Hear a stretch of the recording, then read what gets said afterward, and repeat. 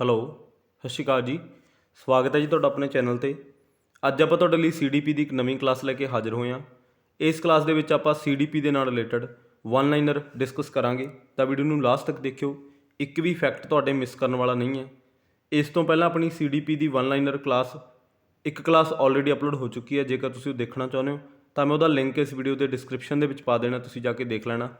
Otherwise ਤੁਸੀਂ ਆਪਣੇ channel 'ਤੇ ਵਿਜ਼ਿਟ ਕਰੋ, ਉੱਥੇ ਪਲੇਲਿਸਟ ਬਣੀਆਂ ਹੋਈਆਂ ਨੇ ਜਿਨ੍ਹਾਂ ਦੇ ਵਿੱਚ polity, medieval history, modern history, geography, Punjab GK ਅਤੇ CDP ਦੀਆਂ ਦੋ ਪਲੇਲਿਸਟ ਆਲਰੇਡੀ ਅਪਲੋਡ ਹੋ ਚੁੱਕੀਆਂ ਨੇ। ਠੀਕ ਹੈ ਜੀ, ਇੱਕ ਆਪਣੀ ਵਨ ਲਾਈਨਰ ਦੀ ਜੋ ਕਿ ਚੱਲ ਰਹੀ ਹੈ, ਇੱਕ ਆਪਣੀ ਇਸ ਤੋਂ ਪਹਿਲਾਂ CDP ਦੀ ਪਲੇਲਿਸਟ ਅਪਲੋਡ ਹੋਈ ਹੈ ਜਿਹਦੇ ਵਿੱਚ ਆਪਾਂ CDP ਨੂੰ ਕੁਐਸਚਨ ਦੀ ਫਾਰਮ ਦੇ ਵਿੱਚ ਡਿਸਕਸ ਕੀਤਾ। ਜੇਕਰ ਤੁਸੀਂ ਉਹ ਦੇਖਣਾ ਚਾਹੁੰਦੇ ਹੋ ਤਾਂ ਆਪਣੇ ਚੈਨਲ ਦੀ ਪਲੇਲਿਸਟ ਦੇ ਵਿੱਚ ਜਾ ਕੇ ਦੇਖ ਸਕਦੇ ਹੋ। ਜੇਕਰ ਤੁਸੀਂ ਚਾਹੁੰਦੇ ਹੋ ਕਿ ਮੇਰੀਆਂ ਵੀਡੀਓਜ਼ ਤੁਹਾਡੇ ਤੱਕ ਪਹੁੰਚਦੇ ਨੇ ਤਾਂ ਚੈਨਲ ਨੂੰ ਸਬਸਕ੍ਰਾਈਬ ਕਰ ਲਿਓ, ਬੈਲ ਆਈਕਨ 'ਤੇ ਪ੍ਰੈਸ ਕਰ ਲਿਓ ਤਾਂ ਕਿ ਆਉਣ ਵਾਲੀਆਂ ਵੀਡੀਓਜ਼ ਦੇ ਨੋਟੀਫਿਕੇਸ਼ਨ ਤੁਹਾਡੇ ਤੱਕ ਪਹੁੰਚਦੇ ਰਹਿਣ ਅਤੇ ਤੁਹਾਡੀ ਤਿਆਰੀ ਵਧੀਆ ਤਰੀਕੇ ਨਾਲ ਚੱਲਦੀ ਰਹੇ। ਅੱਜ ਦਾ ਜੋ ਆਪਣਾ ਸੈਸ਼ਨ ਹੈ, ਇਸ ਸੈਸ਼ਨ ਦੇ ਵਿੱਚ ਆਪਾਂ ਲਗਭਗ 25 ਵਨ ਲਾਈਨਰ ਡਿਸਕਸ ਕਰਾਂਗੇ।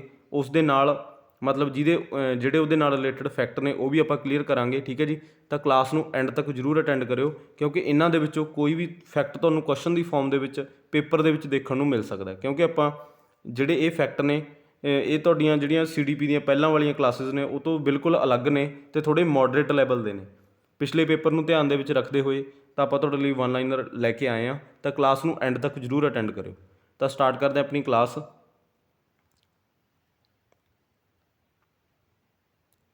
ਸਭ ਤੋਂ ਪਹਿਲਾ ਜਿਹੜਾ ਪੁਆਇੰਟ ਹੈ ਇਹਦੇ ਵਿੱਚ ਮੈਂ ਲਿਖਿਆ ਕਿ ਫਾਦਰ ਆਫ ਮਾਡਰਨ ਬਿਹੇਵੀਅਰਿਜ਼ਮ। ਠੀਕ ਹੈ ਜੀ, ਆਧੁਨਿਕ ਵਿਵਹਾਰਵਾਦ ਦਾ ਪਿਤਾਮਾ ਕਿਹਨੂੰ ਕਿਹਾ ਜਾਂਦਾ? ਤਾਂ ਪਿਛਲੀ ਕਲਾਸ ਵੀ ਤੁਸੀਂ ਆਲਰੇਡੀ ਅਟੈਂਡ ਕੀਤੀ ਹੋਣੀ ਹੈ। ਠੀਕ ਹੈ ਜੀ, ਜੇ ਤੁਸੀਂ ਨਹੀਂ ਕੀਤੀ ਤਾਂ ਜ਼ਰੂਰ ਕਰਿਓ। ਤਾਂ ਉਹਦੇ ਵਿੱਚ ਵੀ ਆਪਾਂ ਬਹੁਤ ਸਾਰੇ ਫੈਕਟ ਜਿਹੜੇ ਉਹ ਡਿਸਕਸ ਕੀਤੇ ਨੇ ਉਹ ਤੁਸੀਂ ਮਿਸ ਨਾ ਕਰਿਓ। ਠੀਕ ਹੈ ਜੀ, ਤਾਂ ਆਧੁਨਿਕ ਵਿਵਹਾਰਵਾਦ ਦਾ ਜਿਹੜਾ ਪਿਤਾਮਾ ਉਹ ਕਿਹਨੂੰ ਕਿਹਾ ਗਿਆ? ਉਹ ਕਿਹਾ ਗਿਆ BF ਸਕਿਨਰ ਨੂੰ। ਠੀਕ ਹੈ ਜੀ, ਇਹ ਤੁਹਾਨੂੰ ਪਤਾ ਹੋਣਾ ਚਾਹੀਦਾ। ਆਧੁਨਿਕ ਵਿਵਹਾਰਵਾਦ ਦਾ ਪਿਤਾਮਾ BF ਸਕਿਨਰ ਨੂੰ ਕਿਹਾ ਗਿਆ। ਠੀਕ ਹੈ ਜੀ, ਤਾਂ ਇਹੋ ਜਿਹੀਆਂ ਜਿਹੜੀਆਂ ਸਟੇਟਮੈਂਟ ਆ ਤੁਹਾਨੂੰ ਆ ਸਕਦੀਆਂ ਨੇ ਪੇਪਰ ਦੇ ਵਿੱਚ ਜੇ ਪੇਪਰ ਦਾ ਲੈਵਲ ਮੋਡਰੇਟ ਆਉਂਦਾ।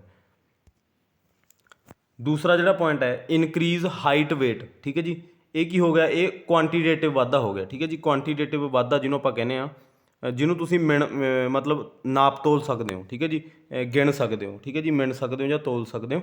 ਤਾਂ ਜਿਵੇਂ ਤੁਹਾਡੀ ਹਾਈਟ ਹੋ ਗਈ, ਹਾਈਟ ਨੂੰ ਤੁਸੀਂ ਮਈਅਰ ਕਰ ਸਕਦੇ ਹੋ, ਵੇਟ ਨੂੰ ਮਈਅਰ ਕਰ ਸਕਦੇ ਹੋ। ਤਾਂ ਇਹਨੂੰ ਆਪਾਂ ਕੀ ਕਹਿੰਦੇ ਹਾਂ? ਠੀਕ ਹੈ ਜੀ, ਇਹ ਤੁਹਾਨੂੰ ਪਤਾ ਹੋਣਾ ਚਾਹੀਦਾ। ਤਾਂ ਇਹਨੂੰ ਆਪਾਂ ਗਰੋਥ ਕਹਿੰਦੇ ਹਾਂ, ਇਹਨੂੰ ਵਾਧਾ ਕਹਿੰਦੇ ਹਾਂ। ਓਨਲੀ ਵਾਧਾ ਇਹਦੇ ਵਿੱਚ ਆਨਸਰ ਆਊਗਾ। ਜੇ ਤੁਹਾਨੂੰ ਇਹੋ ਜਿਹੀ ਸਟੇਟਮੈਂਟ ਜਾਂ ਇਹੋ ਜਿਹਾ ਕੁਐਸਚਨ ਮਤਲਬ ਕੁਐਸਚਨ ਹੀ ਆਊਗਾ ਤੁਹਾਨੂੰ ਪੇਪਰ ਦੇ ਵਿੱਚ, ਤਾਂ ਜੇ ਇਹੋ ਜਿਹਾ ਕੁਐਸਚਨ ਤੁਹਾਨੂੰ ਆਉਂਦਾ ਜਿਹਦੇ ਵਿੱਚ ਸਿਰਫ ਕੱਦ ਅਤੇ ਭਾਰ ਜਾਂ ਤੁਹਾਡਾ ਸਿਰਫ ਕੁਆਂਟੀਟੇਟਿਵ ਤੁਹਾਨੂੰ ਪੁੱਛਿਆ ਗਿਆ ਤਾਂ ਉੱਥੇ ਆਪਣਾ ਗਰੋਥ ਆਨਸਰ ਆਊਗਾ। ਇਹ ਤੁਸੀਂ ਯਾਦ ਰੱਖਣਾ। ਠੀਕ ਹੈ, ਜੇ ਤੁਹਾਨੂੰ ਸਿਰਫ ਕੁਆਂਟੀਟੇਟਿਵ ਪੁੱਛਿਆ ਗਿਆ ਇਹ ਤੁਸੀਂ ਯਾਦ ਰੱਖਣਾ, ਉੱਥੇ ਕੀ ਆਨਸਰ ਆਊਗਾ? ਗਰੋਥ ਆਨਸਰ ਆਊਗਾ, ਜਿਹਨੂੰ ਤੁਸੀਂ ਗਿਣ ਸਕਦੇ ਹੋ, ਮਾਪ ਸਕਦੇ ਹੋ ਜਾਂ ਤੋਲ ਸਕਦੇ ਹੋ। ਅਗਲਾ ਜਿਹੜਾ ਤੁਹਾਡਾ ਪੁਆਇੰਟ ਹੈ ਉਹ ਹੈ ਕੁਆਲੀਟੇਟਿਵ ਐਂਡ ਕੁਆਂਟੀਟੇਟਿਵ ਚੇਂਜ। ਇਹ ਮੈਂ ਮਤਲਬ ਇਹ ਸਟੇਟਮੈਂਟ ਮੈਂ ਜਾਣਬੁੱਝ ਕੇ ਇੱਥੇ ਰੱਖੀ ਹੈ ਕਿਉਂਕਿ ਇਹਦੇ ਵਿੱਚ ਸਟੂਡੈਂਟ ਹੈ ਜਿਹੜੇ ਉਹ ਕਨਫਿਊਜ਼ ਹੁੰਦੇ ਨੇ। ਜਦੋਂ ਇਹ ਕੁਐਸਚਨ ਤੁਹਾਨੂੰ ਆ ਜਾਂਦਾ ਹੈ ਕੁਆਲੀਟੇਟਿਵ ਐਂਡ ਕੁਆਂਟੀਟੇਟਿਵ ਦੋਨੋਂ ਚੇਂਜ ਤੁਹਾਡੇ ਹੁੰਦੇ ਨੇ, ਗੁਣਾਤਮਕ ਵੀ ਹੁੰਦੇ ਨੇ ਅਤੇ ਗਿਣਾਤਮਕ ਵੀ ਹੁੰਦੇ ਨੇ, ਤਾਂ ਇਹਨੂੰ ਕੀ ਕਿਹਾ ਜਾਂਦਾ? ਤਾਂ ਇਹਨੂੰ ਡਿਵੈਲਪਮੈਂਟ ਕਿਹਾ ਜਾਂਦਾ। ਠੀਕ ਹੈ ਜੀ, ਇਹ ਸਟੇਟਮੈਂਟ ਮੈਂ ਤਾਂ ਰੱਖੀ ਹੈ। ਇੱਥੇ ਬੱਚੇ ਕਨਫਿਊਜ਼ ਹੋ ਜਾਂਦੇ ਨੇ ਕਿ ਚਲੋ ਸਾਨੂੰ ਇਹ ਤਾਂ ਪਤਾ ਹੈ ਕਿ ਜਿੱਥੇ ਕੁਆਲੀਟੇਟਿਵ ਹੋਊਗਾ ਉਹਨੂੰ ਆਪਾਂ ਡਿਵੈਲਪਮੈਂਟ ਕਹਾਂਗੇ, ਜੇ ਕੁਆਂਟੀਟੇਟਿਵ ਹੋਊਗਾ ਓਨਲੀ ਕੁਆਂਟੀਟੇਟਿਵ ਤਾਂ ਉਹਨੂੰ ਆਪਾਂ ਕਹਾਂਗੇ ਵਾਧਾ, ਜਿਹਨੂੰ ਆਪਾਂ ਗਰੋਥ ਕਹਿੰਦੇ ਹਾਂ। ਜੇਕਰ ਇਹ ਦੋਨੋਂ ਤੁਹਾਨੂੰ ਇੱਕੋ ਕੁਐਸਚਨ ਦੇ ਵਿੱਚ ਪੁੱਛੇ ਜਾਂਦੇ ਨੇ ਕਿ ਨਾਲੇ ਕੁਆਲੀਟੇਟਿਵ ਅਤੇ ਨਾਲੇ ਕੁਆਂਟੀਟੇਟਿਵ ਦੋਨੋਂ, ਜੇ ਤੁਹਾਡੇ ਦੋਨੋਂ ਬਦਲਾਅ ਹੁੰਦੇ ਨੇ ਤੁਹਾਡੇ ਵਿੱਚ ਤਾਂ ਉਹਨੂੰ ਆਪਾਂ ਕੀ ਕਹਾਂਗੇ? ਡਿਵੈਲਪਮੈਂਟ ਕਹਾਂਗੇ। ਤਾਂ ਇਹ ਮਤਲਬ ਇਹਦਾ ਕਾਰਨ ਹੈ ਇੱਕ, ਇਹ ਤੁਹਾਡੇ ਕਾਰਨ ਤੁਹਾਨੂੰ ਪਤਾ ਹੋਣਾ ਚਾਹੀਦਾ ਤਾਂ ਤੁਹਾਡਾ ਕਨਸੈਪਟ ਇਹ ਕਲੀਅਰ ਹੋਊਗਾ। ਕਿਉਂਕਿ ਜਿਹੜਾ ਡਿਵੈਲਪਮੈਂਟ ਹੈ ਇਹ ਇੱਕ ਬਹੁਤ ਵੱਡਾ ਮਤਲਬ ਇੱਕ ਆਸਪੈਕਟ ਹੈ। ਠੀਕ ਹੈ ਜੀ, ਜਿਹੜੀ ਗਰੋਥ ਹੈ ਇਹ ਇੱਕ ਛੋਟਾ ਜਿਹਾ ਇਹਦਾ ਪਾਰਟ ਹੈਗਾ। ਇਹ ਤੁਹਾਨੂੰ ਪਤਾ ਹੋਣਾ ਚਾਹੀਦਾ। ਡਿਵੈਲਪਮੈਂਟ ਇੱਕ ਵੱਡੇ ਪੱਧਰ ਦੀ ਚੀਜ਼ ਹੈ। ਡਿਵੈਲਪਮੈਂਟ ਨੂੰ ਮਤਲਬ ਜੇ ਸਹੀ ਆਪਾਂ ਮਾਇਨੇ ਦੇ ਵਿੱਚ ਦੇਖੀਏ ਤਾਂ ਇਹਨੂੰ ਆਪਾਂ ਮਾਪ ਤੋਲ ਨਹੀਂ ਸਕਦੇ। ਡਿਵੈਲਪਮੈਂਟ ਦਾ ਅੱਜ ਤੱਕ ਕਿਸੇ ਨੂੰ ਨਹੀਂ ਪਤਾ ਲੱਗਿਆ। ਠੀਕ ਹੈ, ਕਿਉਂਕਿ ਇਹ ਡਿਵੈਲਪਮੈਂਟ ਬਹੁਤ ਵੱਡਾ ਇੱਕ ਆਸਪੈਕਟ ਹੈ ਅਤੇ ਜਿਹੜਾ ਗਰੋਥ ਹੈ ਇਹ ਇੱਕ ਇਹਦਾ ਛੋਟਾ ਜਿਹਾ ਪਾਰਟ ਹੈ। ਇਹ ਤੁਹਾਨੂੰ ਪਤਾ ਹੋਣਾ ਚਾਹੀਦਾ। ਤਾਂ ਕਰਕੇ ਜੇ ਵੱਡੇ ਪੱਧਰ 'ਤੇ ਤੁਹਾਨੂੰ ਪੁੱਛਿਆ ਜਾਊ ਕਿ ਆਪਣੇ 'ਚ ਦੋਨੋਂ ਚੇਂਜ ਆ ਰਹੇ ਆ, ਗੁਣਾਤਮਕ ਵੀ ਆ ਰਹੇ ਆ ਅਤੇ ਗਿਣਾਤਮਕ ਵੀ ਆ ਰਹੇ ਆ, ਤਾਂ ਉਹ ਕਿਹਦੇ ਅੰਡਰ ਆਉਣਗੇ? ਉਹ ਡਿਵੈਲਪਮੈਂਟ ਦੇ ਅੰਡਰ ਆਉਣਗੇ। ਇਹ ਤੁਹਾਨੂੰ ਪਤਾ ਹੋਣਾ ਚਾਹੀਦਾ। ਠੀਕ ਹੈ ਜੀ, ਅਤੇ ਇਹ ਕੁਐਸਚਨ ਤੁਹਾਨੂੰ ਪੁੱਛਿਆ ਜਾ ਸਕਦਾ ਅਤੇ ਕਈ ਵਾਰੀ ਇਹ ਪੁੱਛਿਆ ਗਿਆ। ਇਹਦੇ ਵਿੱਚ ਬੱਚੇ ਕਨਫਿਊਜ਼ ਹੋ ਜਾਂਦੇ ਨੇ। ਅਗਲਾ ਜਿਹੜਾ ਪੁਆਇੰਟ ਹੈ product of heredity and environment. ਠੀਕ ਹੈ ਜੀ, ਹੈਰੀਡਿਟੀ ਹੁੰਦੀ ਹੈ ਅਨੁਵਾਂਸ਼ਿਕਤਾ। ਹੈਰੀਡਿਟੀ ਦਾ ਕੀ ਮਤਲਬ ਹੁੰਦਾ? ਮਤਲਬ ਜਿਹੜੇ ਆਪਾਂ ਨੂੰ ਜੀਨਸ ਮਿਲਦੇ ਨੇ ਆਪਣੇ ਮਾਤਾ ਪਿਤਾ ਤੋਂ, ਮਤਲਬ ਉਹਨਾਂ ਦਾ ਵਿਵਹਾਰ ਉਹੋ ਜਿਹਾ ਆਪਣਾ ਵਿਵਹਾਰ ਹੁੰਦਾ, ਉਹੋ ਜਿਹੀ ਆਪਣੀ ਦਿੱਖ ਹੁੰਦੀ ਹੈ, ਠੀਕ ਹੈ ਜੀ। ਤਾਂ ਜਿਹੜੀਆਂ ਉਹ ਚੀਜ਼ਾਂ ਆਪਾਂ ਨੂੰ ਮਾਤਾ ਪਿਤਾ ਤੋਂ ਮਿਲਦੀਆਂ ਉਹਨੂੰ ਅਨੁਵਾਂਸ਼ਿਕਤਾ, ਨੂੰ ਹੈਰੀਡਿਟੀ ਕਿਹਾ ਜਾਂਦਾ, ਠੀਕ ਹੈ ਜੀ। ਜਿਹੜੀਆਂ ਆਪਾਂ ਨੂੰ ਜੱਦ ਦੇ ਵਿੱਚ ਮਿਲਦੀਆਂ, ਜੱਦ ਇਹਨੂੰ ਕਹਿੰਦੇ ਨੇ, ਜਿਹੜੀ ਪਿਓਰ ਪੰਜਾਬੀ ਦੇ ਵਿੱਚ ਇਹਨੂੰ ਜੱਦ ਕਹਿੰਦੇ ਨੇ, ਵੈਸੇ ਇਹਨੂੰ ਅਨੁਵਾਂਸ਼ਿਕਤਾ ਕਹਿੰਦੇ ਨੇ। ਜੀਨਸ ਦੇ ਵਿੱਚ ਜਿਹੜੀਆਂ ਚੀਜ਼ਾਂ ਆਪਣੇ ਮਾਤਾ ਪਿਤਾ ਤੋਂ ਆਪਣੇ ਵਿੱਚ ਆਉਂਦੀਆਂ ਨੇ, ਠੀਕ ਹੈ ਜੀ। ਤਾਂ ਹੈਰੀਡਿਟੀ ਅਤੇ ਵਾਤਾਵਰਨ ਇਹ ਵਾਤਾਵਰਨ ਦੀ ਗੱਲ ਨਹੀਂ ਕੀਤੀ ਗਈ। ਵਾਤਾਵਰਨ ਮਤਲਬ ਜਿਹੋ ਜਿਹਾ ਮਾਹੌਲ, ਜਿਹੋ ਜਿਹੀ ਸਿਚੁਏਸ਼ਨ ਦੇ ਵਿੱਚ ਆਪਾਂ ਰਹਿ ਰਹੇ ਹਾਂ ਉਹਨੂੰ ਇਨਵਾਇਰਨਮੈਂਟ ਕਿਹਾ ਗਿਆ। ਤਾਂ ਇਹ ਦੋਨੋਂ ਚੀਜ਼ਾਂ ਤੁਹਾਡੇ 'ਤੇ ਪ੍ਰਭਾਵ ਪਾਉਣਗੀਆਂ। ਕਾਹਤੇ ਪ੍ਰਭਾਵ ਪਾਉਣਗੀਆਂ, ਕਿਹੜੀ ਚੀਜ਼ 'ਤੇ ਪ੍ਰਭਾਵ ਪਾਉਣਗੀਆਂ? ਉਹ ਪਾਉਣਗੀਆਂ ਡਿਵੈਲਪਮੈਂਟ 'ਤੇ, ਤੁਹਾਡੇ ਵਿਕਾਸ 'ਤੇ, ਠੀਕ ਹੈ ਜੀ। ਤਾਂ ਵਿਕਾਸ 'ਤੇ ਮਤਲਬ ਤੁਹਾਡੇ 'ਤੇ ਪ੍ਰਭਾਵ ਪਾਉਣਗੀਆਂ, ਕਿਉਂਕਿ ਡਿਵੈਲਪਮੈਂਟ ਇੱਕ ਬਹੁਤ ਵੱਡਾ ਆਸਪੈਕਟ ਹੈ। ਡਿਵੈਲਪਮੈਂਟ ਤੁਹਾਡੀ ਜਿਹੋ ਜਿਹੇ ਏਰੀਏ 'ਚ ਤੁਸੀਂ ਰਹੋਗੇ, ਜਿਹੋ ਜਿਹੇ ਲੋਕਾਂ 'ਚ ਤੁਸੀਂ ਰਹੋਗੇ, ਤੁਹਾਡਾ ਵਿਵਹਾਰ ਉਹੋ ਜਿਹਾ ਹੀ ਹੋਣਾ, ਠੀਕ ਹੈ ਜੀ। ਇਹ ਦੋਨੋਂ ਚੀਜ਼ਾਂ ਦਾ ਤੁਹਾਡੇ 'ਤੇ ਇੰਪੈਕਟ ਪੈਣਾ। ਅਨੁਵਾਂਸ਼ਿਕਤਾ ਦਾ ਤੁਹਾਡੇ ਮਾਤਾ ਪਿਤਾ ਵੱਲੋਂ, ਉਹਦਾ ਤੁਹਾਡੇ 'ਤੇ ਪੈਣਾ ਹੀ ਪੈਣਾ, ਅਤੇ ਜਿਹੋ ਜਿਹੇ ਮਾਹੌਲ 'ਚ ਤੁਸੀਂ ਰਹਿ ਰਹੇ ਹੋ ਉਹਦਾ ਵੀ ਤੁਹਾਡੇ 'ਤੇ ਮਤਲਬ ਪੂਰਾ ਅਸਰ ਪੈਣਾ। ਤਾਂ ਇਹਨੂੰ ਆਪਾਂ ਕੀ ਕਹਿਣਾ, ਇਹ ਡਿਵੈਲਪਮੈਂਟ 'ਤੇ ਪਊਗਾ ਤੁਹਾਡੇ 'ਤੇ, ਇਹ ਤੁਹਾਨੂੰ ਪਤਾ ਹੋਣਾ ਚਾਹੀਦਾ, ਠੀਕ ਹੈ ਜੀ। ਤਾਂ ਗਰੋਥ ਤਾਂ ਮਤਲਬ ਤੁਹਾਡੀ ਇੱਕ ਏਜ ਦੇ ਤੱਕ ਹੁੰਦੀ ਹੈ, ਠੀਕ ਹੈ ਜੀ। ਇੱਕ ਏਜ ਹੁੰਦੀ ਹੈ ਗਰੋਥ ਦੀ, ਉੱਥੇ ਜਾ ਕੇ ਤੁਹਾਡੀ ਰੁਕ ਜਾਂਦੀ ਹੈ। ਹਾਂ, ਇਹ ਵੀ ਕੁਐਸਚਨ ਆਉਂਦਾ ਹੁੰਦਾ ਕਿ ਜਿਹੜੀ ਡਿਵੈਲਪਮੈਂਟ ਹੈ ਇਹ ਆਪਣੇ ਜਨਮ ਤੋਂ ਲੈ ਕੇ ਮਰਨ ਤੱਕ ਚੱਲਦੀ ਹੈ, ਠੀਕ ਹੈ ਜੀ। ਬਟ ਜਿਹੜੀ ਗਰੋਥ ਹੈ ਇਹਦਾ ਇੱਕ ਸਪੈਸੀਫਿਕ ਟਾਈਮ ਪੀਰੀਅਡ ਹੁੰਦਾ ਹੈ, ਉੱਥੇ ਜਾ ਕੇ ਇਹ ਰੁਕ ਜਾਂਦੀ ਹੈ, ਠੀਕ ਹੈ ਜੀ। ਜਿਵੇਂ ਹੁਣ ਆਪਾਂ ਕਹਿੰਦੇ ਹਾਂ ਕਿ ਆਪਣਾ ਕੱਦ ਵਧਣਾ ਇੱਕ ਮਤਲਬ 20-22 ਸਾਲ ਦੀ ਉਮਰ ਦੇ ਵਿੱਚ ਆਪਣਾ ਕੱਦ ਵਧਣਾ ਉੱਥੇ ਰੁਕ ਜਾਂਦਾ, ਠੀਕ ਹੈ ਜੀ। ਤਾਂ ਇਹ ਚੀਜ਼ਾਂ ਰੁਕ ਜਾਂਦੀਆਂ ਨੇ ਗਰੋਥ। ਬਟ ਜਿਹੜੀ ਡਿਵੈਲਪਮੈਂਟ ਹੈ, ਡਿਵੈਲਪਮੈਂਟ ਇੱਕ ਬਹੁਤ ਵੱਡਾ ਆਸਪੈਕਟ ਹੈ। ਤਾਂ ਡਿਵੈਲਪਮੈਂਟ ਆਪਣੀ ਜਨਮ ਤੋਂ ਲੈ ਕੇ ਮਰਨ ਤੱਕ ਹੁੰਦੀ ਹੈ, ਠੀਕ ਹੈ ਜੀ, ਤੁਹਾਨੂੰ ਪਤਾ ਹੋਣਾ ਚਾਹੀਦਾ। ਤਾਂ ਇਹ ਨਹੀਂ ਕਿ ਆਪਾਂ ਸਿਰਫ 25 ਆਪਾਂ ਵਨ ਲਾਈਨਰ ਹੀ ਡਿਸਕਸ ਕਰਨੇ ਆ, ਠੀਕ ਹੈ। ਇਹ ਨਹੀਂ ਹੈਗਾ ਕਿ ਆਪਾਂ ਸਿਰਫ ਫੋਰਮੈਲਿਟੀ ਤੁਹਾਡੀ ਪੂਰੀ ਕਰਨੀ ਹੈ। ਤੁਹਾਡੇ ਟਾਈਮ ਦਾ ਵਧੀਆ ਤੁਸੀਂ ਕੰਜ਼ਿਊਮ ਕਰ ਸਕੋ ਆਪਣਾ ਟਾਈਮ, ਕਿਉਂਕਿ ਟਾਈਮ ਬਹੁਤ ਤੁਹਾਡੇ ਲਈ ਇੰਪੋਰਟੈਂਟ ਹੈ, ਅਤੇ ਟਾਈਮ ਦੀ ਕਦਰ ਕਰੋ। ਤੁਹਾਡੇ ਪੇਪਰ ਦੇ ਵਿੱਚ ਬਹੁਤ ਘੱਟ ਦਿਨ ਰਹਿ ਗਏ, ਤਾਂ ਜਿੰਨਾ ਵਧੀਆ ਮਤਲਬ ਤੁਹਾਡੇ ਲਈ ਜਿੰਨਾ ਜ਼ਰੂਰੀ ਹੈ ਜਿਹੜੀਆਂ ਚੀਜ਼ਾਂ, ਉਹ ਆਪਾਂ ਤੁਹਾਡੇ ਅੱਗੇ ਲੈ ਕੇ ਆਵਾਂਗੇ। ਇਹ ਨਹੀਂ ਕਿ ਤੁਹਾਡਾ ਟਾਈਮ ਵੇਸਟ ਕਰਵਾਈਏ, ਠੀਕ ਹੈ ਜੀ। ਤਾਂ ਜਿਹੜੀ ਚੀਜ਼ ਤੁਹਾਡੇ ਲਈ ਜ਼ਰੂਰੀ ਹੈ ਉਹ ਆਪਾਂ ਤੁਹਾਡੇ ਅੱਗੇ ਲੈ ਕੇ ਆਵਾਂਗੇ, ਅਤੇ ਵਨ ਲਾਈਨਰ ਦੇ ਨਾਲ ਜਿੰਨੇ ਵੀ ਇਹਨਾਂ ਦੇ ਨਾਲ ਰਿਲੇਟਡ ਫੈਕਟ ਨੇ ਉਹ ਵੀ ਤੁਹਾਡੇ ਮੈਂ ਕਲੀਅਰ ਕਰਵਾਉਂਦਾ ਜਾਊਂਗਾ ਨਾਲ ਨਾਲ। ਤਾਂ ਕਲਾਸ ਨੂੰ, ਇੱਕ ਵੀ ਕਲਾਸ ਨੂੰ ਮਿਸ ਨਾ ਕਰਿਓ। ਅਗਲਾ ਜਿਹੜਾ ਆਪਣਾ ਪੁਆਇੰਟ ਹੈ ਉਹ ਹੈ development occur in head to toe. ਜੋ ਵਿਕਾਸ ਸਿਰ ਤੋਂ ਪੈਰ ਦੇ ਅੰਗੂਠੇ ਵੱਲ ਜਾਂਦਾ ਉਹਨੂੰ ਆਪਾਂ ਕੀ ਕਹਿੰਦੇ ਹਾਂ? ਤਾਂ ਇਹ ਜਿਹੜੀਆਂ ਟਰਮੀਨੋਲੋਜੀ ਨੇ ਇਹ ਤੁਹਾਨੂੰ ਪੁੱਛੀਆਂ ਜਾਣਗੀਆਂ। ਇਹਨੂੰ ਕਿਹਾ ਜਾਂਦਾ ਸਫੈਲੋਕੌਡਲ, ਠੀਕ ਹੈ ਜੀ। ਇੱਕ ਹੁੰਦੀ ਹੈ ਸਫੈਲੋਕੌਡਲ, ਇੱਕ ਹੁੰਦੀ ਹੈ ਪ੍ਰੋਕਸੀਮੋਡਿਸਟਲ, ਠੀਕ ਹੈ ਜੀ। ਤਾਂ ਪ੍ਰੋਕਸੀਮੋਡਿਸਟਲ ਹੈ ਜਿਹੜੀ ਤੁਹਾਡੀ ਉਹ ਇਨਰ ਟੂ ਆਊਟਰ ਹੁੰਦੀ ਹੈ। ਜਿਵੇਂ ਕਿ ਪਹਿਲਾਂ ਤੁਹਾਡੀ ਰੀੜ੍ਹ ਦੀ ਹੱਡੀ ਵਿਕਸਿਤ ਹੁੰਦੀ ਹੈ, ਠੀਕ ਹੈ, ਫਿਰ ਤੁਹਾਡੇ ਬਾਹਰ ਦੇ ਜਿਹੜੇ ਅੰਗ ਨੇ ਉਹ ਬਣਦੇ ਨੇ। ਤਾਂ ਇਹ ਸਫੈਲੋਕੌਡਲ ਹੈ ਜਿਹੜੀ ਇਹ ਪਹਿਲਾਂ ਤੁਹਾਡਾ ਮਤਲਬ ਇਹ ਹੈਡ ਟੂ ਟੋ ਹੁੰਦੀ ਹੈ। ਪਹਿਲਾਂ ਤੁਹਾਡਾ ਸਿਰ ਬਣਦਾ, ਠੀਕ ਹੈ, ਉਸ ਤੋਂ ਬਾਅਦ ਤੁਹਾਡਾ ਪੂਰਾ ਸਰੀਰ ਪੈਰ ਵੱਲ, ਪੈਰ ਦੇ ਅੰਗੂਠੇ ਤੱਕ ਜਾਂਦਾ, ਠੀਕ ਹੈ। ਤਾਂ ਇਹਨੂੰ ਡਾਊਨਵਾਰਡ ਵੀ ਕਹਿ ਦਿੰਦੇ ਨੇ ਕਈ ਵਾਰੀ, ਮਤਲਬ ਤੁਹਾਨੂੰ ਪੁੱਛ ਲੈਂਦੇ ਨੇ ਕਿ ਜਿਹੜੀ ਡਿਵੈਲਪਮੈਂਟ ਹੈ ਉਹ ਆਪਣੀ ਅਪਵਾਰਡ ਜਾਂਦੀ ਹੈ ਜਾਂ ਡਾਊਨਵਾਰਡ ਜਾਂਦੀ ਹੈ। ਤਾਂ ਜਿਹੜੀ ਆਪਣੀ ਡਿਵੈਲਪਮੈਂਟ ਹੈ ਤੁਸੀਂ ਯਾਦ ਰੱਖਣਾ, ਇਹ ਵੀ ਤੁਹਾਨੂੰ ਪੁੱਛਿਆ ਜਾ ਸਕਦਾ। ਤਾਂ ਕਿਉਂਕਿ ਜਿਹੜਾ ਐਗਜ਼ਾਮੀਨਰ ਹੁੰਦਾ ਉਹ ਸਿਰਫ ਸ਼ਬਦਾਂ ਦਾ ਖੇਲ ਖੇਡਦਾ ਆਪਣੇ ਨਾਲ, ਠੀਕ ਹੈ ਜੀ। ਸ਼ਬਦਾਂ ਨੂੰ ਉਹ ਚੇਂਜ ਕਰ ਦਿੰਦਾ, ਗੱਲ ਉਹੀ ਹੁੰਦੀ ਹੈ ਸੇਮ ਹੀ, ਠੀਕ ਹੈ। ਜੇ ਤੁਹਾਨੂੰ ਪੁੱਛਿਆ ਜਾਊ ਕਿ ਡਿਵੈਲਪਮੈਂਟ ਅਪਵਾਰਡ ਜਾਂਦੀ ਹੈ ਜਾਂ ਡਾਊਨਵਾਰਡ ਜਾਂਦੀ ਹੈ, ਤਾਂ ਡਿਵੈਲਪਮੈਂਟ ਹੈ ਜਿਹੜੀ ਆਪਣੀ ਉਹ ਡਾਊਨਵਾਰਡ ਜਾਂਦੀ ਹੈ, ਤੁਹਾਨੂੰ ਪਤਾ ਹੋਣਾ ਚਾਹੀਦਾ। ਇਹ ਵੀ ਕੁਐਸਚਨ ਤੁਹਾਨੂੰ ਪੁੱਛਿਆ ਜਾ ਸਕਦਾ, ਠੀਕ ਹੈ। ਸ਼ਬਦਾਂ ਦਾ ਖੇਲ ਹੈ, ਤੁਹਾਨੂੰ ਕਿਵੇਂ ਵੀ ਪੁੱਛਿਆ ਜਾ ਸਕਦਾ। ਡਾਊਨਵਾਰਡ ਜਾਂਦੀ ਹੈ, ਹੈਡ ਟੂ ਟੋ ਜਾਂਦੀ ਹੈ ਆਪਣੀ ਡਿਵੈਲਪਮੈਂਟ ਹੈ ਜਿਹੜੀ, ਠੀਕ ਹੈ ਜੀ। ਇਹ ਤੁਹਾਨੂੰ ਪਤਾ ਹੋਣਾ ਚਾਹੀਦਾ। ਇਹਨੂੰ ਸੈਫੈਲੋਕੌਡਲ ਕਿਹਾ ਜਾਂਦਾ। ਅਗਲਾ ਜਿਹੜਾ ਆਪਣਾ ਪੁਆਇੰਟ ਹੈ, development is spiral note liner. ਵਿਕਾਸ ਹਮੇਸ਼ਾ ਚੱਕਰੀ ਹੁੰਦਾ ਹੈ, ਰੇਖਿਕ ਨਹੀਂ, ਠੀਕ ਹੈ ਜੀ। ਇਹ ਸਟੇਟਮੈਂਟ ਨੂੰ ਤੁਸੀਂ ਚੰਗੀ ਤਰ੍ਹਾਂ ਯਾਦ ਕਰ ਲਓ, ਠੀਕ ਹੈ ਜੀ। ਚੰਗੀ ਤਰ੍ਹਾਂ ਮੈਂ ਤੁਹਾਡਾ ਕਨਸੈਪਟ ਇਹ ਤੁਹਾਡਾ ਕਲੀਅਰ ਕਰਵਾ ਦਿੰਦਾ, ਐਵੇਂ ਤਾਂ ਇਹ ਯਾਦ ਨਹੀਂ ਹੁੰਦੀ, ਠੀਕ ਹੈ ਜੀ। ਇਹ ਤੁਹਾਨੂੰ ਪੁੱਛੀ ਜਾਊ ਅਤੇ ਬਹੁਤ ਵਾਰੀ ਪੁੱਛੀ ਗਈ ਹੈ ਇਹ। ਜਿਹੜਾ ਆਪਣੀ ਡਿਵੈਲਪਮੈਂਟ ਹੈ ਉਹ ਕਹਿੰਦੇ ਚੱਕਰੀ ਹੁੰਦੀ ਹੈ, ਰੇਖਿਕ। ਰੇਖਿਕ ਦਾ ਕੀ ਮਤਲਬ ਹੁੰਦਾ ਕਿ ਇੱਕ ਸਿੱਧੀ ਲਾਈਨ। ਤੁਹਾਡੀ ਲਾਈਫ ਇੱਕ ਸਿੱਧੀ ਲਾਈਨ ਤਾਂ ਹੈ ਹੀ ਨਹੀਂ ਕਿ ਤੁਸੀਂ ਸਟਰੇਟ ਚੱਲੇ ਜਾ ਰਹੇ ਹੋ, ਕੋਈ ਦੁੱਖ ਨਹੀਂ ਆ ਰਿਹਾ, ਸਿਰਫ ਤੁਹਾਡੇ 'ਤੇ ਖੁਸ਼ੀਆਂ ਆ ਰਹੀਆਂ, ਜਾਂ ਸਿਰਫ ਤੁਹਾਡੇ 'ਤੇ ਦੁੱਖ ਹੀ ਆ ਰਹੇ ਨੇ, ਕੋਈ ਖੁਸ਼ੀ ਨਹੀਂ ਆ ਰਹੀ। ਇਹ ਤਾਂ ਕਦੇ ਵੀ ਨਹੀਂ ਹੋ ਸਕਦਾ, ਠੀਕ ਹੈ ਜੀ। ਤਾਂ ਜਿਹੜੀ ਡਿਵੈਲਪਮੈਂਟ ਹੈ ਉਹ ਹਮੇਸ਼ਾ ਚੱਕਰੀ ਹੁੰਦੀ ਹੈ। ਚੱਕਰੀ ਦਾ ਮਤਲਬ ਹੁੰਦਾ ਇਸ ਤਰ੍ਹਾਂ, ਠੀਕ ਹੈ ਜੀ। ਤਾਂ ਡਿਵੈਲਪਮੈਂਟ ਇਸ ਤਰ੍ਹਾਂ ਚੱਲਦੀ ਹੈ, ਕਦੇ ਅਪ ਕਦੇ ਡਾਊਨ, ਕਦੇ ਅਪ ਕਦੇ ਡਾਊਨ, ਠੀਕ ਹੈ। ਇਹ ਸਪਾਇਰਲ ਹੈ, ਠੀਕ ਹੈ। ਸਪਾਇਰਲ ਮਤਲਬ ਚੱਕਰੀ। ਤਾਂ ਡਿਵੈਲਪਮੈਂਟ ਆਪਣੀ ਇਸ ਟਾਈਪ ਨਾਲ ਚੱਲਦੀ ਹੈ, ਕਦੇ ਅਪ ਕਦੇ ਡਾਊਨ, ਕਦੇ ਅਪ ਕਦੇ ਡਾਊਨ, ਠੀਕ ਹੈ ਜੀ।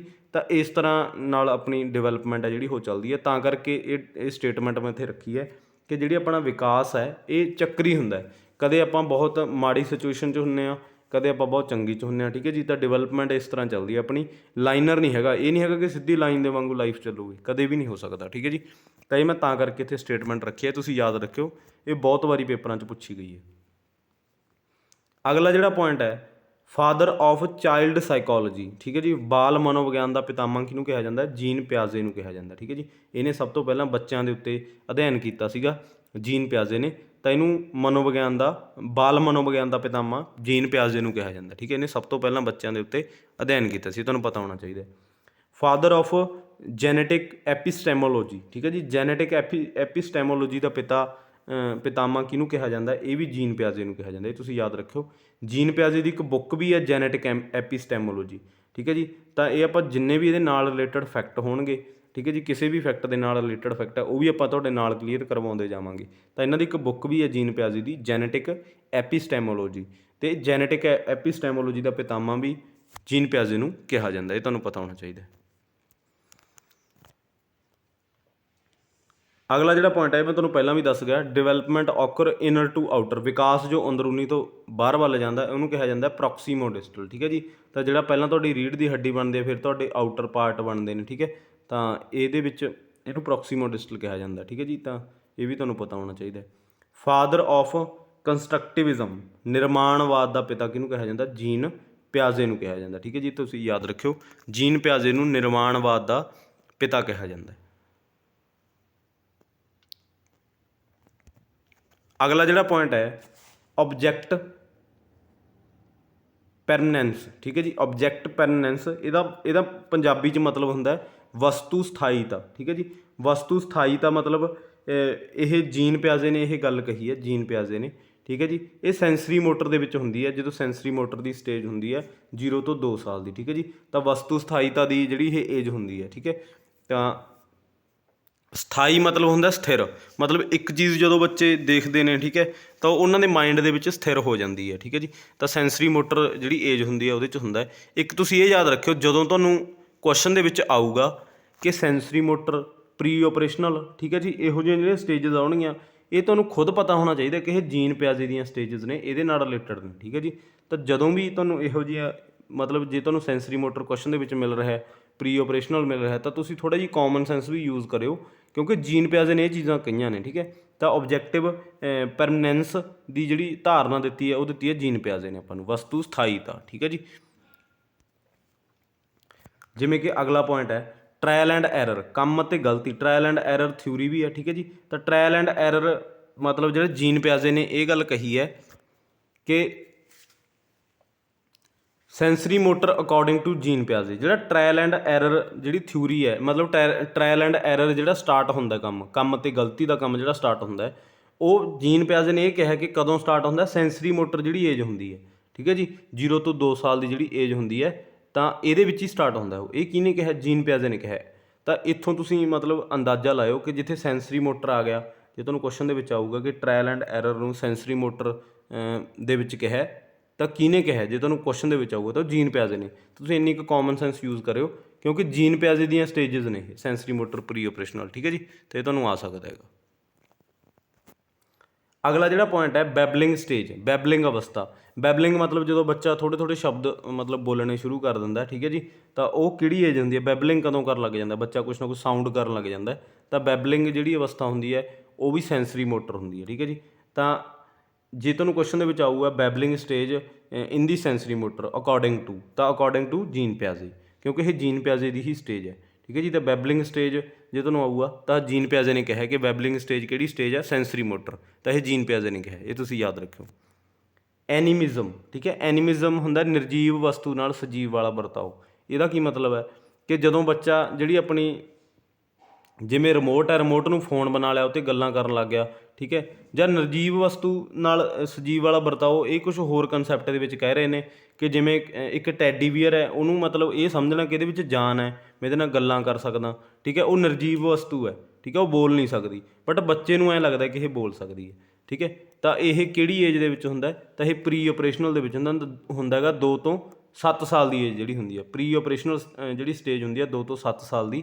ਤਾਂ ਇਹਦੇ ਵਿੱਚ ਬੱਚਾ ਇਹ ਮਤਲਬ ਇਹੋ ਜਿਹਾ ਵਿਵਹਾਰ ਕਰਦਾ। ਇਹ ਕਿਹਨੇ ਕਿਹਾ? ਜੀਨ ਪਿਆਜ਼ੇ ਨੇ ਕਿਹਾ, ਠੀਕ ਹੈ ਜੀ, ਜੀਨ ਪਿਆਜ਼ੇ ਨੇ ਕਿਹਾ।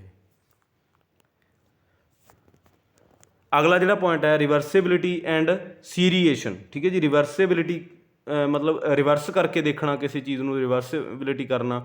ਸੀਰੀਏਸ਼ਨ ਹੁੰਦਾ ਕਿਸੇ ਚੀਜ਼ ਨੂੰ ਸੀਰੀਜ਼ ਦੇ ਵਿੱਚ ਲਾਉਣਾ, 1 2 3, ਠੀਕ ਹੈ ਜੀ। ਜਾਂ ਡਿਸੈਂਡਿੰਗ ਆਰਡਰ, ਅਸੈਂਡਿੰਗ ਆਰਡਰ, ਠੀਕ ਹੈ। ਇਹੋ ਜਿਹੀਆਂ ਚੀਜ਼ਾਂ ਕਦੋਂ ਹੁੰਦੀਆਂ? ਇਹ ਕੰਕਰੀਟ ਆਪਰੇਸ਼ਨ ਦੇ ਵਿੱਚ ਹੁੰਦੀਆਂ ਜਦੋਂ ਬੱਚੇ ਦੀ ਉਮਰ ਹੁੰਦੀ ਹੈ 7 ਤੋਂ 11 ਸਾਲ। ਤਾਂ ਇਹ ਵੀ ਜੀਨ ਪਿਆਜ਼ੇ ਦੇ ਅਕੋਰਡਿੰਗ ਹੈ, ਠੀਕ ਹੈ ਜੀ, ਕਿਉਂਕਿ ਇਹ ਸਟੇਜਸ ਹੀ ਇਹਦੀਆਂ ਨੇ, ਪ੍ਰੀ ਆਪਰੇਸ਼ਨਲ, ਕੰਕਰੀਟ ਆਪਰੇਸ਼ਨਲ, ਠੀਕ ਹੈ ਜੀ। ਤਾਂ ਸੀਰੀਏਸ਼ਨ, ਰਿਵਰਸਿਬਿਲਿਟੀ, ਤਾਂ ਇਹ ਕੰਕਰੀਟ ਆਪਰੇਸ਼ਨ ਦੇ ਵਿੱਚ ਇਹ ਚੀਜ਼ਾਂ ਹੁੰਦੀਆਂ ਨੇ, ਇਹ ਤੁਸੀਂ ਯਾਦ ਰੱਖਣਾ। ਅਤੇ ਤੁਹਾਨੂੰ ਏਜ ਪੁੱਛ ਸਕਦੇ ਕਿ ਕਿਹੜੀ ਏਜ ਦੇ ਵਿੱਚ ਹੁੰਦੀਆਂ, ਠੀਕ ਹੈ ਜੀ। ਇਹ ਪੁੱਛਿਆ ਜਾਂਦਾ ਬਹੁਤ ਵਾਰੀ, ਇਹ ਤੁਸੀਂ ਯਾਦ ਰੱਖਿਓ। ਟਰਾਂਜ਼ਿਵਿਟੀ ਔਰ ਲੌਜੀਕਲ ਰਿਲੇਸ਼ਨ, ਠੀਕ ਹੈ। ਲੌਜੀਕਲ ਰਿਲੇਸ਼ਨ ਇਹ ਤਾਂ ਮਤਲਬ ਬਹੁਤ ਵੱਡੇ ਪੱਧਰ ਦੀਆਂ ਗੱਲਾਂ ਆ ਗਈਆਂ। ਤਾਂ ਇਹ 7 ਤੋਂ 11 ਸਾਲ ਦੀ ਉਮਰ ਦੇ ਵਿੱਚ ਹੀ ਆਉਂਦਾ ਇਹ ਕੰਕਰੀਟ ਆਪਰੇਸ਼ਨ ਦੇ ਵਿੱਚ। ਇਹ ਮਤਲਬ ਇਹ ਏਜ ਦੇ ਵਿੱਚ ਬੱਚਾ ਜਿਹੜਾ ਉਹ ਲੌਜੀਕਲ ਜਿਹੜੇ ਰਿਲੇਸ਼ਨ ਹੈ ਉਹ ਲਗਾਉਣੇ ਸਿੱਖਦਾ। ਤਾਂ ਇਹ ਜੀਨ ਪਿਆਜ਼ੇ ਨੇ ਕਹੀ ਹੈ ਇਹ ਗੱਲ, ਠੀਕ ਹੈ ਜੀ। ਇਹ ਤੁਹਾਨੂੰ ਪਤਾ ਹੋਣਾ ਚਾਹੀਦਾ। ਅਗਲਾ ਜਿਹੜਾ ਪੁਆਇੰਟ ਹੈ ਡਿਸਕੰਟੀਨਿਊਅਸ ਡਿਵੈਲਪਮੈਂਟ, ਅਨਿਰੰਤਰ ਵਿਕਾਸ, ਇਹ ਜੀਨ ਪਿਆਜ਼ੇ ਨੇ ਕਿਹਾ। ਇਹਦਾ ਕੀ ਮਤਲਬ ਹੈ? ਡਿਸਕੰਟੀਨਿਊਅਸ ਦਾ ਮਤਲਬ ਹੁੰਦਾ ਕਿ ਜਿਹੜਾ ਆਪਣਾ ਵਿਕਾਸ ਹੈ, ਬਾਕੀ ਸਾਰੇ ਮਤਲਬ ਜਿਹੜੇ ਮੋਸਟਲੀ ਜਿਹੜੇ ਮਤਲਬ ਆਪਣੇ ਫਿਲੋਸੋਫਰ ਨੇ ਇਹ ਮੰਨਦੇ ਨੇ ਕਿ ਇਹ ਨਿਰੰਤਰ ਹੁੰਦਾ ਵਿਕਾਸ। ਨਿਰੰਤਰ ਮਤਲਬ ਇੱਕ ਸਟੇਜ ਦਾ ਦੂਸਰੀ ਸਟੇਜ ਦੇ ਨਾਲ ਕੋਈ ਨਾ ਕੋਈ ਸੰਬੰਧ ਹੁੰਦਾ। ਪਰ ਜੀਨ ਪਿਆਜ਼ੇ ਇਹ ਗੱਲ ਨਹੀਂ ਮੰਨਦਾ। ਇਹ ਕਹਿੰਦਾ ਵੀ ਡਿਸਕੰਟੀਨਿਊਅਸ ਹੁੰਦਾ। ਇਹ ਕਹਿੰਦਾ ਵੀ ਕਿਸੇ ਸਟੇਜ ਦਾ ਕਿਸੇ ਸਟੇਜ ਨਾਲ ਕੋਈ ਮਤਲਬ ਸੰਬੰਧ ਨਹੀਂ ਹੁੰਦਾ, ਹਰ ਇੱਕ ਸਟੇਜ ਇੱਕ ਅਲੱਗ ਹੁੰਦੀ ਹੈ। ਤਾਂ ਡਿਸਕੰਟੀਨਿਊਅਸ ਜਿਹੜੀ ਡਿਵੈਲਪਮੈਂਟ ਇਹ ਕਹੀ ਹੈ ਜੀਨ ਪਿਆਜ਼ੇ ਨੇ। ਇਹ ਤੁਹਾਨੂੰ ਕੁਐਸਚਨ ਆ ਸਕਦਾ, ਠੀਕ ਹੈ, ਯਾਦ ਰੱਖਿਓ। ਅਗਲਾ ਮੈਂ ਇਹਦੇ ਨਾਲ ਹੀ ਰੱਖਿਆ ਹੋਇਆ ਕੰਟੀਨਿਊਅਸ ਡਿਵੈਲਪਮੈਂਟ, ਮਤਲਬ ਇਹ ਕਿਹਨੇ ਕਿਹਾ? ਇਹ ਬਰੂਨਰ ਨੇ। ਬਰੂਨਰ ਕਹਿੰਦਾ ਵੀ ਜਿਹੜਾ ਆਪਣਾ ਵਿਕਾਸ ਹੁੰਦਾ ਉਹ ਨਿਰੰਤਰ ਚੱਲਦਾ, ਮਤਲਬ ਹਰ ਇੱਕ ਸਟੇਜ ਦੂਸਰੀ ਸਟੇਜ ਦੇ ਨਾਲ ਰਿਲੇਟਡ ਹੁੰਦੀ ਹੈ। ਤਾਂ ਇਹ ਬਰੂਨਰ ਕਹਿੰਦਾ। ਡਿਸਕੰਟੀਨਿਊਅਸ ਕੌਣ ਕਹਿੰਦਾ? ਜੀਨ ਪਿਆਜ਼ੇ ਕਹਿੰਦਾ, ਠੀਕ ਹੈ, ਤੁਸੀਂ ਯਾਦ ਰੱਖਿਓ। ਇਹੋ ਜਿਹੀਆਂ ਜਿਹੜੀਆਂ ਸਟੇਟਮੈਂਟ ਹੈ ਜਾਂ ਥਿਊਰੀਜ਼ ਨੇ ਜਾਂ ਟਰਮੀਓਲੋਜੀ ਨੇ ਇਹ ਤੁਹਾਨੂੰ ਪੁੱਛੀਆਂ ਜਾਣਗੀਆਂ। ਅਗਲਾ ਜਿਹੜਾ ਪੁਆਇੰਟ ਹੈ ਸੋਸ਼ੀਓ ਕਲਚਰ ਥਿਊਰੀ, ਸਮਾਜਿਕ ਸੱਭਿਆਚਾਰਕ ਸੰਕਲਪ, ਇਹ ਵੀ ਵਾਈਗੋਸਕੀ ਨੇ ਦਿੱਤਾ, ਠੀਕ ਹੈ ਜੀ। ਜਿੱਥੇ ਸਮਾਜ ਆ ਗਿਆ, ਸੱਭਿਆਚਾਰ ਆ ਗਿਆ, ਇੱਥੇ ਵਾਈਗੋਸਕੀ ਹੀ ਆਊਗਾ, ਕਿਉਂਕਿ ਸਮਾਜ ਅਤੇ ਸੱਭਿਆਚਾਰ ਦੀ ਗੱਲ ਵਾਈਗੋਸਕੀ ਨੇ ਹੀ ਕੀਤੀ ਹੈ। ਤਾਂ ਵਾਈਗੋਸਕੀ ਦਾ ਆਨਸਰ ਆਊਗਾ। ਅਗਲਾ ਜਿਹੜਾ ਪੁਆਇੰਟ ਹੈ private speech and social speech, ਨਿੱਜੀ ਬੋਲ ਅਤੇ ਸਮਾਜਿਕ ਬੋਲ, ਠੀਕ ਹੈ ਜੀ। ਤਾਂ ਇਹਨੂੰ ਬੋਲ ਵੀ ਲਿਖ ਸਕਦਾ, ਕੁਛ ਵੀ ਮਤਲਬ ਉਹ ਆਪਣੇ ਸ਼ਬਦਾਂ ਦੇ ਵਿੱਚ ਲਿਖ ਸਕਦਾ। ਉੱਥੇ ਬੱਚੇ ਉਲਝ ਜਾਂਦੇ ਨੇ, ਬਟ ਕੁਐਸਚਨ ਸੇਮ ਹੀ ਹੁੰਦਾ ਹੈਗਾ, ਠੀਕ ਹੈ। ਉਹ ਸ਼ਬਦਾਂ ਦਾ ਇੱਕ ਖੇਲ ਖੇਡ ਜਾਂਦਾ ਆਪਣੇ ਨਾਲ ਜਿਹੜਾ ਐਗਜ਼ਾਮੀਨਰ ਹੁੰਦਾ। ਤਾਂ ਪ੍ਰਾਈਵੇਟ ਸਪੀਚ ਇਹਨੂੰ ਇੰਟਰਾਪਰਸਨਲ ਵੀ ਕਿਹਾ ਜਾਂਦਾ ਅਤੇ ਸੋਸ਼ਲ ਇੰਟਰਪਰਸਨਲ ਵੀ ਕਿਹਾ ਜਾਂਦਾ, ਠੀਕ ਹੈ। ਇਹ ਤੁਹਾਨੂੰ ਕਿਸੇ ਵੀ ਮਤਲਬ ਸ਼ਬਦਾਂ ਦੇ ਵਿੱਚ ਤੁਹਾਨੂੰ ਪੁੱਛਿਆ ਜਾ ਸਕਦਾ। ਇੰਟਰਾਪਰਸਨਲ ਜਾਂ ਇੰਟਰਪਰਸਨਲ ਸਪੀਚ ਵੀ ਆ ਸਕਦਾ, ਪ੍ਰਾਈਵੇਟ ਸਪੀਚ ਜਾਂ ਸੋਸ਼ਲ ਸਪੀਚ ਵੀ ਆ ਸਕਦਾ। ਤਾਂ ਇਹਦੀ ਗੱਲ ਕਿਹਨੇ ਕੀਤੀ ਹੈ? ਇਹਦੀ ਕੀਤੀ ਹੈ ਜੀਨ ਪਿਆਜ਼ੇ ਨੇ। ਪ੍ਰਾਈਵੇਟ ਸਪੀਚ ਕਿਹੜੀ ਹੁੰਦੀ ਹੈ? ਜਿਹੜੀ ਮਤਲਬ ਬੱਚਾ ਆਪਣੇ ਆਪ ਨਾਲ ਕਰ ਰਿਹਾ ਹੁੰਦਾ, ਠੀਕ ਹੈ। ਤਾਂ ਸੋਸ਼ਲ ਮਤਲਬ ਜਿਹੜਾ ਆਪਣਾ ਦੂਸਰੇ ਨਾਲ ਆਪਣਾ ਕਮਿਊਨੀਕੇਸ਼ਨ ਜਿਹੜਾ ਆਪਣਾ ਕਰਦਾ, ਗੱਲਬਾਤ ਕਰਦਾ ਕੋਈ ਬੱਚਾ, ਤਾਂ ਉਹ ਸੋਸ਼ਲ ਸਪੀਚ ਦੇ ਵਿੱਚ ਆ ਜਾਂਦਾ। ਪ੍ਰਾਈਵੇਟ ਦੇ ਵਿੱਚ ਉਹ ਨਿੱਜੀ ਮਤਲਬ ਆਪਣੇ ਆਪ ਨਾਲ ਗੱਲਾਂ ਕਰ ਰਿਹਾ ਹੁੰਦਾ। ਤਾਂ ਇਹ ਜੀਨ ਪਿਆਜ਼ੇ ਨੇ ਇਹ ਚੀਜ਼ ਕਹੀ ਹੈ, ਠੀਕ ਹੈ ਜੀ। ਤਾਂ ਜੀਨ ਪਿਆਜ਼ੇ ਨੇ ਬੱਚਿਆਂ 'ਤੇ ਬਹੁਤ ਅਧਿਐਨ ਕੀਤਾ, ਠੀਕ ਹੈ ਜੀ, ਬਹੁਤ ਡੂੰਘਾਈ ਦੇ ਵਿੱਚ ਇਹ ਗਿਆ ਬੰਦਾ। ਤਾਂ ਜੀਨ ਪਿਆਜ਼ੇ ਨੇ ਹੀ ਇਹੋ ਜਿਹੀਆਂ ਚੀਜ਼ਾਂ ਜਿਹੜੀਆਂ ਬੱਚਿਆਂ ਬਾਰੇ ਜ਼ਿਆਦਾ ਖੋਜੀਆਂ ਨੇ। ਅਗਲਾ ਜਿਹੜਾ ਪੁਆਇੰਟ ਹੈ MKO, ਠੀਕ ਹੈ ਜੀ। ਇਹੋ ਜਿਹੀਆਂ ਜਿਹੜੀਆਂ ਟਰਮੀਓਲੋਜੀ ਨੇ ਮਤਲਬ ਜਿਹਦੀ ਫੁੱਲ ਫਾਰਮ ਤੁਹਾਨੂੰ ਪਤਾ ਹੋਣੀ ਚਾਹੀਦੀ ਹੈ। ਇਹ ਆਪਾਂ ਹੋਰ ਵੀ ਲੈ ਕੇ ਆਵਾਂਗੇ ਅੱਗੇ, ਠੀਕ ਹੈ ਜੀ, ਜਿੰਨੀਆਂ ਤੁਹਾਡੇ ਲਈ ਇੰਪੋਰਟੈਂਟ ਨੇ। ਤਾਂ ਹਰ ਇੱਕ ਜਿਹੜੀ ਆਪਣੀ ਸਲਾਈਡ ਮਤਲਬ ਜਿਹੜਾ ਆਪਣਾ ਹਰ ਇੱਕ ਕਲਾਸ ਹੋਊਗੀ ਉਹ ਦੂਸਰੀ ਨਾਲੋਂ ਵੱਖਰੀ ਹੋਊ, ਕਿਉਂਕਿ ਇਹਦੇ ਵਿੱਚ ਆਪਾਂ ਥੋੜ੍ਹਾ ਜਿਹਾ ਮੋਡਰੇਟ ਲੈਵਲ ਰੱਖਿਆ ਹੋਇਆ ਤਾਂ ਕਿ ਤੁਸੀਂ ਸੇਫ ਰਹਿ ਸਕੋ, ਠੀਕ ਹੈ ਜੀ। ਤੁਹਾਨੂੰ ਜੇ ਪੇਪਰ ਟਫ ਵੀ ਆਉਂਦਾ ਤਾਂ ਇਸ ਤੋਂ ਬਾਹਰ ਨਾ ਆਵੇ, ਤਾਂ ਆਪਣੀ ਇਹੀ ਕੋਸ਼ਿਸ਼ ਰਹੂਗੀ ਅੱਗੇ। ਤਾਂ MKO ਬਾਰੇ ਤੁਹਾਨੂੰ ਪੁੱਛਿਆ ਜਾ ਸਕਦਾ।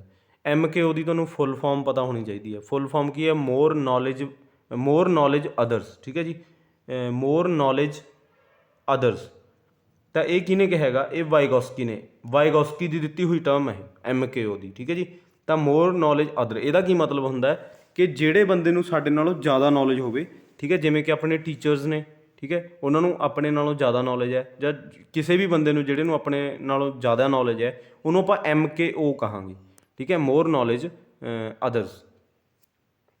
ਤਾਂ ਇਹ ਆਪਾਂ ਨੂੰ ਕਿਹਨੇ ਦੱਸਿਆ? ਇਹ ਵਾਈਗੋਸਕੀ ਨੇ ਦੱਸਿਆ, ਠੀਕ ਹੈ ਜੀ। ਤਾਂ MKO ਦੀ ਧਾਰਨਾ ਕਈ ਵਾਰੀ ਇਹ ਪੁੱਛਿਆ ਜਾ ਸਕਦਾ ਕਿਹਨੇ ਦਿੱਤੀ ਹੈ? ਤਾਂ ਉਹ ਵਾਈਗੋਸਕੀ ਨੇ ਦਿੱਤੀ ਹੈ। ਅਗਲਾ ਜਿਹੜਾ ਆਪਣਾ ਪੁਆਇੰਟ ਹੈ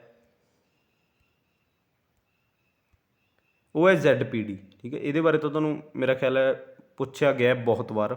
ਜ਼ੋਨ ਆਫ ਪ੍ਰੋਕਸੀਮਲ ਡਿਵੈਲਪਮੈਂਟ, ਇਹ ਮੈਨੂੰ ਲੱਗਦਾ ਜਿਹੜਾ ਆਪਣਾ ਪੇਪਰ ਕੈਂਸਲ ਹੋਇਆ ਇਹਦੇ ਵਿੱਚ ਵੀ ਇਹ ਕੁਐਸਚਨ ਆਇਆ ਸੀ ZPD ਵਾਲਾ। ਤਾਂ ZPD ਦਾ ਜਿਹੜੀ ਫੁੱਲ ਫਾਰਮ ਹੈ ਉਹ ਹੈ ਜ਼ੋਨ ਆਫ ਪ੍ਰੋਕਸੀਮਲ ਡਿਵੈਲਪਮੈਂਟ। ਤਾਂ ਇਹ ਵੀ ਆਪਾਂ ਨੂੰ ਵਾਈਗੋਸਕੀ ਨੇ ਦਿੱਤਾ ਹੈ, ਠੀਕ ਹੈ ਜੀ। ਇਹ ਤੁਹਾਨੂੰ ਪਤਾ ਹੋਣਾ ਚਾਹੀਦਾ ਇਹ ਕਿਹਨੇ ਦਿੱਤਾ ਹੈ? ਵਾਈਗੋਸਕੀ ਨੇ ਦਿੱਤਾ ਇਹ ਵੀ ਆਪਾਂ ਨੂੰ, ਠੀਕ ਹੈ ਜੀ। ਤਾਂ ਅਗਲਾ ਜਿਹੜਾ ਪੁਆਇੰਟ ਹੈ ਰੈਸੀਪਰੋਕਲ ਟੀਚਿੰਗ, ਠੀਕ ਹੈ ਜੀ। ਰੈਸੀਪਰੋਕਲ ਟੀਚਿੰਗ ਜਿਹੜੀ ਪਰਸਪਰ ਸਿੱਖਿਆ ਹੁੰਦੀ ਹੈ, ਇਹ ਵੀ ਆਪਾਂ ਨੂੰ ਵਾਈਗੋਸਕੀ ਨੇ ਦਿੱਤੀ, ਠੀਕ ਹੈ। ਜਿੰਨੀਆਂ ਸਮਾਜਿਕ ਜਿਹੜੀਆਂ ਗੱਲਾਂ ਨੇ ਜ਼ਿਆਦਾਤਰ, ਠੀਕ ਹੈ, ਪਰਸਪਰ ਟੀਚਿੰਗ ਜਿਹੜੀ ਆਪਾਂ ਸਮਾਜ ਦੇ ਵਿੱਚ ਰਹਿ ਕੇ ਸਿੱਖਦੇ ਹਾਂ, ਠੀਕ ਹੈ, ਇੱਕ ਦੂਸਰੇ ਨਾਲ ਗੱਲਬਾਤ ਕਰਕੇ ਸਿੱਖਦੇ ਹਾਂ, ਇਹ ਸਾਰਾ ਕੁਛ ਆਪਾਂ ਨੂੰ ਜਿਹੜੀਆਂ ਸਮਾਜ ਸੱਭਿਆਚਾਰ ਦੇ ਨਾਲ ਸੰਬੰਧਿਤ ਚੀਜ਼ਾਂ ਨੇ, ਇਹ ਵਾਈਗੋਸਕੀ ਨੇ ਦਿੱਤੀਆਂ ਹੋਈਆਂ, ਠੀਕ ਹੈ ਜੀ। ਰੈਸੀਪਰੋਕਲ ਜਿਹੜੀ ਟੀਚਿੰਗ ਹੈ ਇਹ ਵੀ ਆਪਾਂ ਨੂੰ ਵਾਈਗੋਸਕੀ ਨੇ ਇਹਦੇ ਬਾਰੇ ਦੱਸਿਆ। ਤਾਂ ਅਗਲਾ ਜਿਹੜਾ ਕੋਆਪਰੇਟਿਵ ਲਰਨਿੰਗ, ਇਹ ਵੀ ਆਪਾਂ ਨੂੰ ਵਾਈਗੋਸਕੀ ਨੇ। ਕੋਆਪਰੇਟਿਵ ਮਤਲਬ ਆਪਾਂ ਪਰਸਪਰ ਹੋ ਗਿਆ ਵੀ, ਪਰਸਪਰ ਮਤਲਬ ਸਿੱਖਣਾ, ਇੱਕ ਦੂਸਰੇ ਦੇ ਨਾਲ ਰਹਿ ਕੇ ਸਮਾਜ ਦੇ ਵਿੱਚ ਰਹਿ ਕੇ ਸਿੱਖਣਾ, ਇਹ ਵੀ ਆਪਾਂ ਨੂੰ ਵਾਈਗੋਸਕੀ ਨੇ ਦਿੱਤੀ ਹੈ, ਠੀਕ ਹੈ ਜੀ। ਤਾਂ ਰੈਸੀਪਰੋਕਲ ਕੋਆਪਰੇਟਿਵ ਲਰਨਿੰਗ ਇਹ ਆਪਾਂ ਨੂੰ ਵਾਈਗੋਸਕੀ ਨੇ ਦਿੱਤੀ ਹੈ। ਰੈਸੀਪਰੋਕਲ ਜਿਹੜੀ ਟੀਚਿੰਗ ਹੈ ਇਹ ਵੀ ਆਪਾਂ ਨੂੰ ਵਾਈਗੋਸਕੀ ਨੇ ਦਿੱਤੀ ਹੈ, ਇਹ ਵੀ ਤੁਹਾਨੂੰ ਪਤਾ ਹੋਣਾ ਚਾਹੀਦਾ। ਤਾਂ ਲਾਸਟ ਜਿਹੜਾ ਮੈਂ ਪੁਆਇੰਟ ਰੱਖਿਆ ਵਾ ਫਿਜ਼ੀਕਲ ਗਰੋਥ ਰੈਪਿਡ, ਸਰੀਰਕ ਵਿਕਾਸ ਦਾ ਬਹੁਤ ਤੇਜ਼ੀ ਨਾਲ ਹੋਣਾ, ਇਹ ਆਪਣਾ ਇਨਫੈਂਸੀ ਦੇ ਵਿੱਚ ਹੁੰਦਾ, ਠੀਕ ਹੈ ਜੀ। ਤਾਂ 0 ਤੋਂ 2 ਸਾਲ ਦੀ ਜਿਹੜੀ ਅਵਸਥਾ ਹੁੰਦੀ ਹੈ, ਤਾਂ ਇਹਦੇ ਵਿੱਚ ਆਪਣਾ ਜਿਹੜਾ ਇਹ ਫਿਜ਼ੀਕਲ ਗਰੋਥ ਹੈ ਆਪਣੀ ਬਹੁਤ ਤੇਜ਼ੀ ਨਾਲ ਹੁੰਦੀ ਹੈ, ਤੁਹਾਨੂੰ ਪਤਾ ਹੋਣਾ ਚਾਹੀਦਾ। ਅੱਗੇ ਵੀ ਆਪਾਂ ਕਲਾਸ ਆਪਣੀ ਆਉਂਦੀ ਰਹੂਗੀ, ਠੀਕ ਹੈ ਜੀ। ਤਾਂ ਆਪਣੀ ਕਲਾਸ ਹੋਊਗੀ ਵੀਰਵਾਰ, ਸ਼ਨੀਵਾਰ ਅਤੇ ਐਤਵਾਰ ਨੂੰ, ਠੀਕ ਹੈ ਜੀ। ਵੀਰਵਾਰ, ਸ਼ਨੀਵਾਰ, ਐਤਵਾਰ 3 ਦਿਨ ਆਪਣੀ ਕਲਾਸ ਆਊਗੀ। 8 ਕੁ ਕਲਾਸਾਂ ਤੁਹਾਡੀਆਂ ਟੋਟਲ ਬਣਦੀਆਂ ਨੇ, ਜਿਹਦੇ ਵਿੱਚ ਆਪਾਂ ਬਹੁਤ ਕੁਛ ਆਪਣਾ ਜਿਹੜਾ ਉਹ ਕਵਰ ਕਰ ਲੈਣਾ। ਅਤੇ ਤੁਹਾਨੂੰ ਪੇਪਰ ਦੇ ਵਿੱਚ ਮਤਲਬ ਜਿਹੜੀਆਂ ਆਪਾਂ ਕਰਵਾਵਾਂਗੇ ਚੀਜ਼ਾਂ ਉਹ ਪੁੱਛੀਆਂ ਜਾਣਗੀਆਂ, ਠੀਕ ਹੈ ਜੀ। ਜੇ ਤੁਹਾਡੇ ਪੇਪਰ ਦਾ ਲੈਵਲ ਮੋਡਰੇਟ ਆਉਂਦਾ, ਠੀਕ ਹੈ, ਤਾਂ ਪੂਰੀ ਸੰਭਾਵਨਾ ਹੈ ਆਪਣੇ ਸੈਸ਼ਨਾਂ ਦੇ ਵਿੱਚੋਂ ਆਉਣ ਦੀ, ਠੀਕ ਹੈ ਜੀ। ਕਿਉਂਕਿ ਇਹ ਆਪਾਂ ਪਿਛਲੇ ਪੇਪਰ ਦੇਖ ਕੇ ਉਹਨਾਂ ਦਾ ਮਤਲਬ ਪੂਰਾ ਨਿਚੋੜ ਕੱਢ ਕੇ ਤੁਹਾਡੇ ਅੱਗੇ ਰੱਖਾਂਗੇ, ਠੀਕ ਹੈ, ਪੂਰੀ ਮਿਹਨਤ ਦੇ ਨਾਲ। ਇਹ ਨਹੀਂ ਕਿ ਤੁਹਾਡਾ ਟਾਈਮ ਵੇਸਟ ਕਰਵਾਇਆ ਜਾਵੇ। ਤਾਂ ਤੁਸੀਂ ਹਰ ਇੱਕ ਕਲਾਸ ਆਪਣੀ ਅਟੈਂਡ ਕਰਨੀ ਹੈ, ਰੈਗੂਲਰ ਕਲਾਸਾਂ ਆਉਣਗੀਆਂ। 3 ਦਿਨ ਆਪਣੀ ਕਲਾਸ ਆਇਆ ਕਰੂ, ਵੀਰਵਾਰ, ਸ਼ਨੀਵਾਰ ਅਤੇ ਐਤਵਾਰ ਨੂੰ ਸ਼ਾਮ ਨੂੰ 5 ਵਜੇ। ਤਾਂ ਬਣੇ ਰਹਿਓ ਆਪਣੇ ਚੈਨਲ 'ਤੇ। ਤਾਂ ਇਹਨੂੰ ਤੁਸੀਂ 2-3 ਵਾਰ ਰਿਵਾਈਜ਼ ਕਰ ਲਿਓ ਤਾਂ ਕਿ ਤੁਹਾਡੀ ਜਿਹੜੀ ਤਿਆਰੀ ਹੈ ਉਹ ਵਧੀਆ ਤਰੀਕੇ ਨਾਲ ਹੋ ਸਕੇ। ਤਾਂ ਅੱਜ ਦੀ ਕਲਾਸ ਦਾ ਆਪਾਂ ਇੱਥੇ ਹੀ ਐਂਡ ਕਰਦੇ ਹਾਂ। ਵੀਡੀਓ ਨੂੰ ਲਾਈਕ ਜ਼ਰੂਰ ਕਰ ਦਿਆ ਕਰੋ, ਠੀਕ ਹੈ ਜੀ, ਅੱਗੇ ਸ਼ੇਅਰ ਕਰ ਦਿਆ ਕਰੋ ਤਾਂ ਕਿ ਕਿਸੇ ਹੋਰ ਦਾ ਵੀ ਫਾਇਦਾ ਹੋ ਸਕੇ। ਤਾਂ ਅੱਜ ਦੀ ਕਲਾਸ ਦਾ ਆਪਾਂ ਇੱਥੇ ਹੀ ਐਂਡ ਕਰਦੇ ਹਾਂ। ਤਾਂ ਕਲਾਸ ਨੂੰ ਦੇਖਣ ਦੇ ਲਈ ਬਹੁਤ ਬਹੁਤ ਧੰਨਵਾਦ।